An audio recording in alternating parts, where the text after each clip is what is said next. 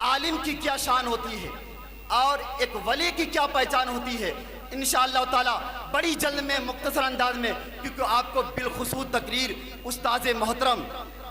عالم بعمل حضرت علامہ مولانا آفاق صاحب قبلہ کو آپ کو جو ہے بالخصوص خطاب سننا ہے، اسی لیے مختصر انداز میں اپنی تقریر کو جو ہے اختتام کی طرف لے جانے کی کوشش کرتا ہوں۔ لیکن حضرات محترم، ایک عالم کی شان دیکھیں، ایک عالم کی فضیلت دیکھیں، عالم و عمل کی شان کیا ہے۔ حضرات محترم، وہ الگ بات ہے کہ ہم عالم و عمل کی تعظیم کرنا نہیں جانتے ہیں، محبت کرنا نہیں جانتے ہیں، ادب و احترام کرنے کیا نہیں جانتے ہیں، لیکن قربان جائے میرے آقا صلی اللہ تعالیٰ علیہ وسلم نے ارشاد فرمایا عالم و عمل کے بارے میں۔ میرے آقا نے ارشاد فرمایا ہے کہ جس گھر میں، جس بستی میں، جس محلے میں، جس قصبے میں، کس شہر میں اگر عالم و عمل ہوتا ہے، میرے آقا نے ارشاد فرمایا ہے ایک عالم و عمل یعنی 700 لوگوں کی مغفرت فرماتا ہے، 700 لوگوں کی مغفرت فرماتا ہے۔ اور حضرات محترم قربان جائے،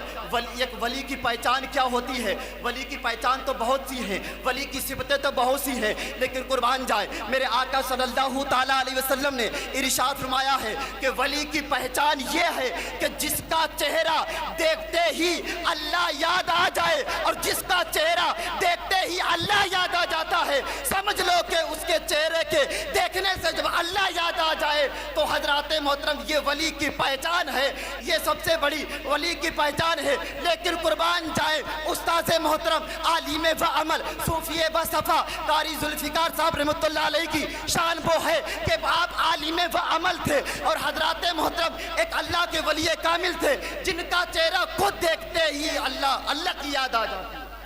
حضرات محترم،